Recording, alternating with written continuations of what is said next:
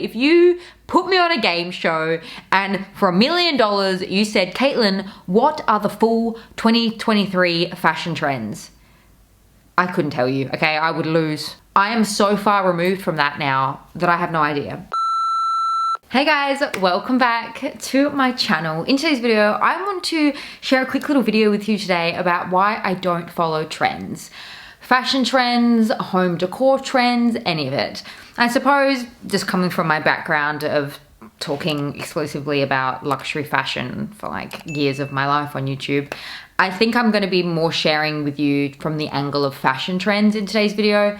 And this is something that I kind of brushed on semi-recently in a video, the habits that helped me kind of get over and curb my shopping addiction and my impulsive shopping tendencies. I'm so far removed from fashion in that sense, and I've just really more tried to focus on style as opposed to fashion. And I do think that's where a lot of my newfound comfort and ease comes from, is because I stopped chasing these fashion trends. I'm going to share with you the 5 reasons why I feel like avoiding and ignoring and just not following fashion trends is one of the best things I think you can do. Number 1, I think a lot of us know this, but when you really think about what fashion trends are, it's a way for the fashion industry to continue making money from you, okay? If they don't have anything new and shiny and exciting to share with you and to make you feel like you need for your wardrobe to be complete, how are these brands, how are these companies gonna make money, okay? How many, white singlet tops does one woman need?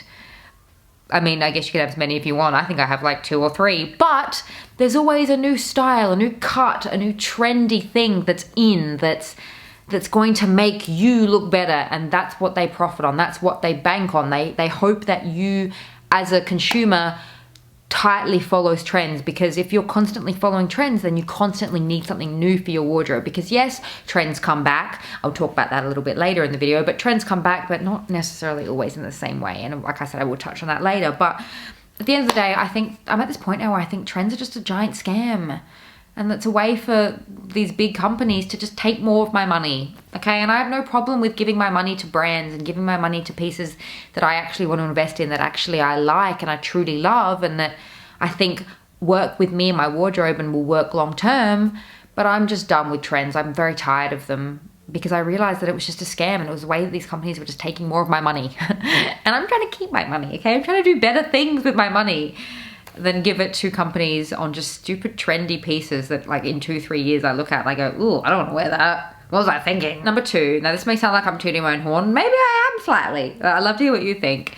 I think depending on how closely you follow trends, I think almost ignoring trends or not closely following them is more closely tied with a better understanding of your own personal style, and also maybe a level of maturity. And I think kind of breaking away from that herd mentality. And I don't mean that in any offense. I know it may sound offensive. I'm just trying to be honest. When I was in my early to mid 20s, I was obsessed with trends. I was obsessed with always looking hot and new and just like a fashion forward queen. That was what I was into. Truly, I had no idea what my style was. My style wasn't even my own. It was, most of my wardrobe was made up of trendy pieces. It's probably part of the reason why I looked at my wardrobe one day and I was like, who am I? What do I like? This wardrobe makes no sense. My style doesn't make any sense because I don't have any. My style, for the most part, was just made up of all these different fashion trends that I'd collected, that influencers had told me was hot and was cool and was gonna make me look my best. I actually need to sit down with myself and acknowledge that that meant nothing if I wasn't aware of what my true personal style was. And I think that ignoring trends allows you to grow closer to what your own personal style is. Because yes, there are still things in my wardrobe and still things that I wear to this day that you could, and you may consider, especially if you're really into the fashion industry, you may consider are trends that are done and gone, and oh my God, that's so 2000 whatever. But when you truly love something, and when something really is your style and you don't care what anyone else thinks, you still love it. There's things in my wardrobes that are trends that are just long gone and are dead, but I don't care because I still love them. They're part of my style. I don't care what anyone thinks. I bought those pieces and I still love them. I would probably say more to that 30%, even I think 30% is quite a bit. I'd even push for less than that. I'd be a bit modest in saying maybe like 10 to 20% of your wardrobe should be trends. And I think as well, just be aware of how much you choose to spend on those trends, because as someone who loves quality and, you know, was really wrapped up in designer pieces for so long, I would be spending thousands on designer fashion that was very much trend driven. So I would buy this thing that, yes, it was very trendy, it was very hot, it was very cool, you know, it was in and out within a season, and I was stuck with this thing that I really didn't like anymore, and wearing it would make me not cool anymore, and oh my god, the horror.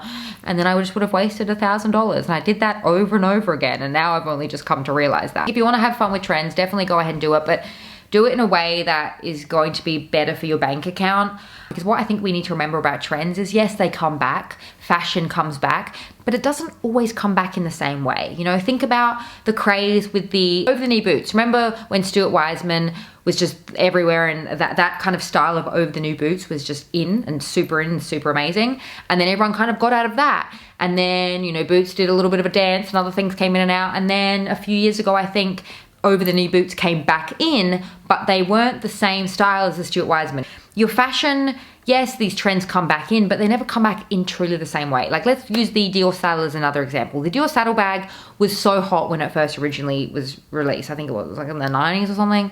That bag was amazing. Fast forward to, you know, what was it, like, how long ago was it? You know, they re-released the saddle bag. They re-released it, but they didn't re-release the bag the exact same style. Like, it was a little bit different. You could tell it was a little bit different. I actually bought the Dior saddle, and then I went ahead and sold it this year.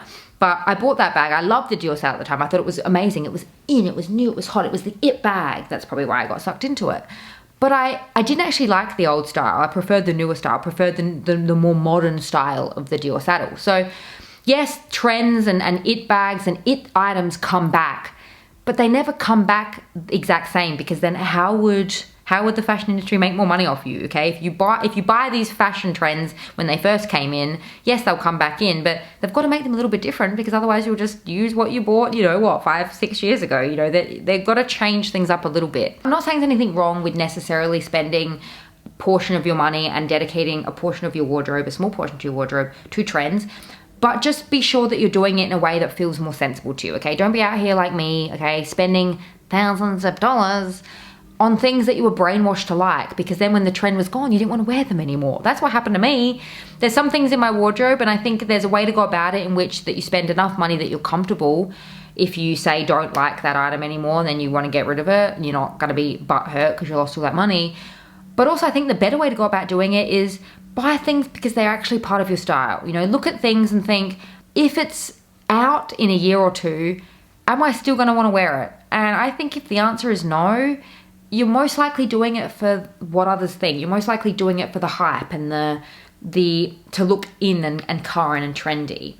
I think if you want to buy trends, I think the best way to do it is doing it in a way that you just think, okay, cool, I love this. I friggin' love this thing. I don't care if in 2 years it's out. I don't care if I'm the only one wearing it.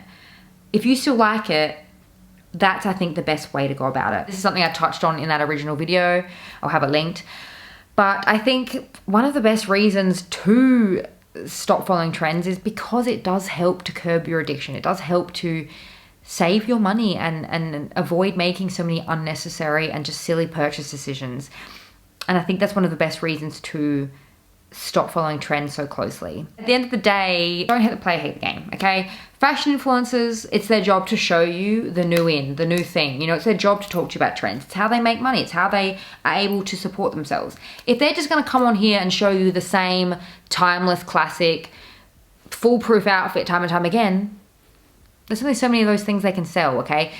Don't hate the player, hate the game. The game being the trends. The game being the fashion industry. The game being these companies that are peddling the trends to us, which the influencers need to show to us for us to continue the cycle. I hope this video maybe inspired you to consider your own personal style a little bit more, because I wish that I came around to this earlier, but again, hindsight's a beautiful thing. I'm just happy to be here now.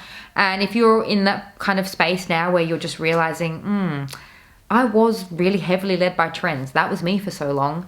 I hope this video helped you today, and I'd love for you to share with me where you're at now. Do you feel like you've got a real good idea of your personal style, or are you maybe where I was 6-7 months ago, realizing, oh my God, I've just bought a bunch of stuff that influencers told me to buy and it's all trendy and I don't even know who am am I? So yeah, I'd love to hear from you in the comments down below. Please share with me your thoughts. And also, I'd love to hear, do you follow trends? If so, how closely? Please share with me all your thoughts in the comments down below. I'm gonna have another one linked to you right here. If you haven't had enough of me just yet, feel free to join me over there. Thank you so much for joining me in today's video, and I'll see you in my next one.